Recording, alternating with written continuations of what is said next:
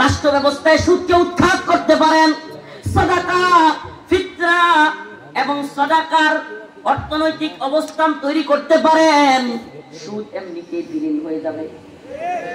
অর্থনীতিটা কিসের হবে? সাদাকার।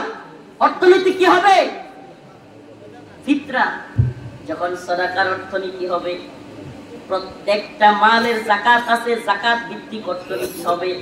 বড় লোক তার সম্পদে যাকাত দিবে, গরিব সেটা গ্রহণ করবে, গরিবও থাকবে না, বড় লোকও বেশি বড় লোক হবে না। সুবহানাকা ইয়া রব। আর কিভাবে বুঝাবো ভাই? আল্লাহ পাক প্রত্যেকটা লোকের সম্পদ অনুযায়ী যাকাত রাখছে কি রাখে নাই? আমাদের সমাজের বড় লোকরা তার মালের সমপরিমাণ যাকাত দেয়নি।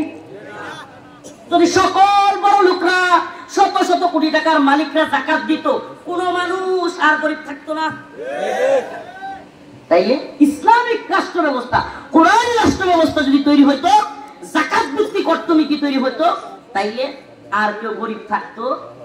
আর উল্টা হচ্ছে উল্টা, সুদ ভিত্তিক অর্থনীতি। সুদ ভিত্তিক অর্থনীতি কি? সুদ ভিত্তিক অর্থনীতি হলো আপনার মারে লই আপনি বিপদে বসছেন, হঠাৎ করে বাচ্চাটি অসুস্থ হয়ে গেছে, আপনার কাছে টেহা নাই, 50,000 টেহা লাগে, হাওলাত খুঁজবেন, সারা এলাকার পাইতেন না, সুদ খুঁজবেন, লোকের অভাব নেই। এই যে 50,000 টাকা দিল, সুদের টাকা নিলেন, মায়ের চিকিৎসা করালেন, বিপদে পড়া নিলেন, 6টা মাস যেতে তো না, 60,000, 70,000, 80,000 হয়ে যাবো।